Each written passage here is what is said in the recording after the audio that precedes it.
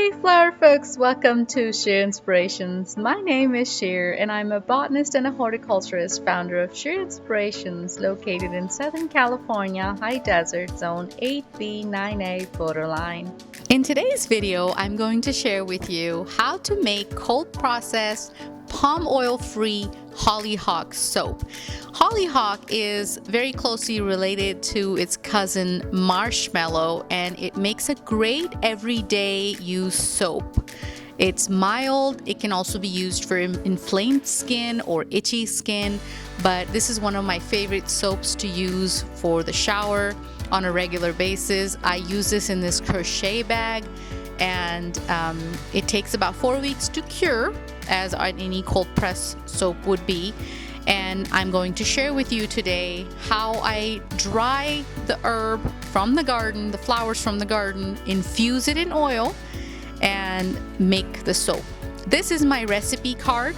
You can go ahead and pause the video here and write down everything from this card. I'm going to be twisting the recipe just a little bit. Instead of using the infused tea, I'm going to be using infused oil from hollyhocks. These are hollyhocks from my garden that I have harvested. Most of the times I find that they have ants and critters in them. I usually let them sit for a little bit outside so the ants can go away, and then I make these seed bags, cotton bags, that I dry the flowers in for about a week or 10 days. You can also use the cut flowers from your vase for this, the hollyhock cut flowers.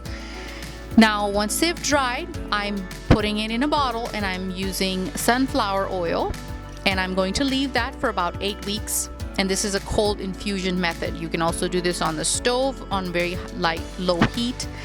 In the double boiler method, that's up to you. After 8 weeks, I'm going to go ahead and strain this oil, hollyhock infused sunflower oil, and we're going to use this oil in our soap. I'm going to go ahead and put this aside until it's all strained up, and I'm going to measure out all the other ingredients. This is beeswax. I'm going to measure out 0.2 ounces of beeswax, and then I'm going to measure out 4 ounces of coconut oil in the same container, and I'm going to warm these two ingredients together, and then I'm going to add the shea butter and castor oil after this is already warm. Beeswax, I don't want it to burn in the microwave, and I do this all in the microwave in Pyrex glass bowls. So I add the coconut oil, and once that's warming, I am now using all cautions to measure out the lye. Make sure you're wearing your safety goggles, your gloves, and so on. I have measured out the lye at 2.6 ounces, and always do your lye in ice water, or a lot of ice and just a little bit of water like I'm doing here. And I have measured out a total of 5 ounces of water and ice. And never pour water into the lye. Always pour lye into the water.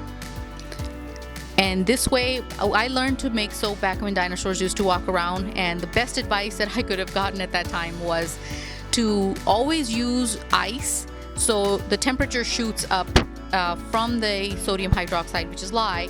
It only goes up and melts the ice, and it's not going to be this frizzy bubbles all over in a volcano on your kitchen sink. Do this around a ventilated window, and once you've got that, you're going to put it aside.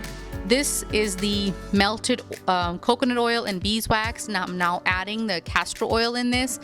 The castor oil is going to be around 1.25 ounces. And after that, I'm going to add shea butter, which is also 1.25 ounces. You notice that because the oils are so hot, that it melted as it goes in, so you don't have to melt the shea butter separately.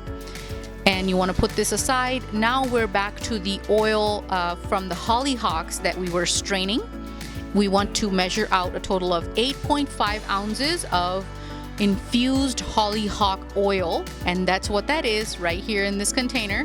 Now I'm adding in the melted shea butter, coconut oil, beeswax, castor oil that I had in the other container.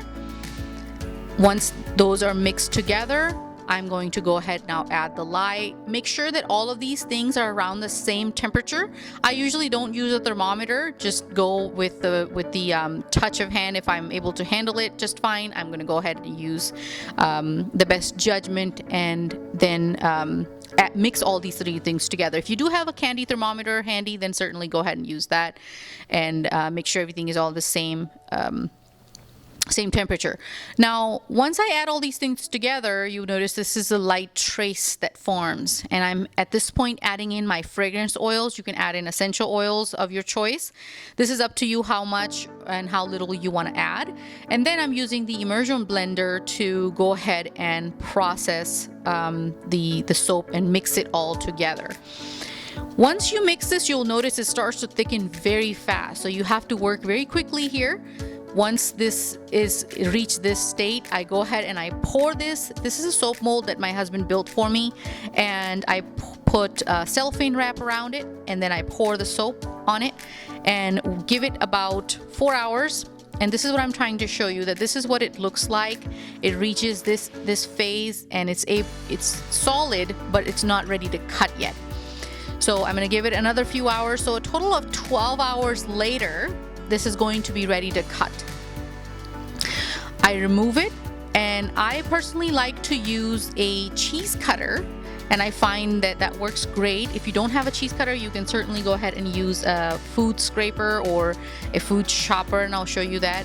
This particular cheese cutter I got at a yard sale for $1, and I thought that was the best dollar invested because I use it for this purpose. And you notice how clean and even the cut is. And this is a food scraper that I was talking about. I got this from the Dollar Tree for $1, and it works like a charm.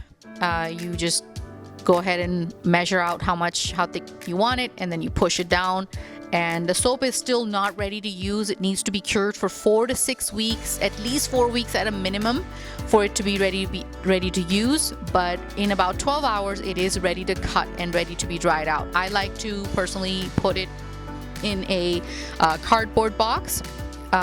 So the more air ventilation, the better. The quicker they will dry, the quicker you'll be able to use it.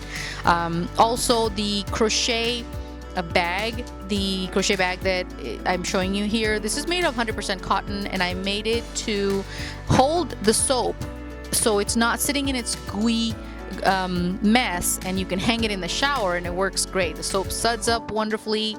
And I hope you enjoyed the video, guys, and I will see you in the next one. Bye.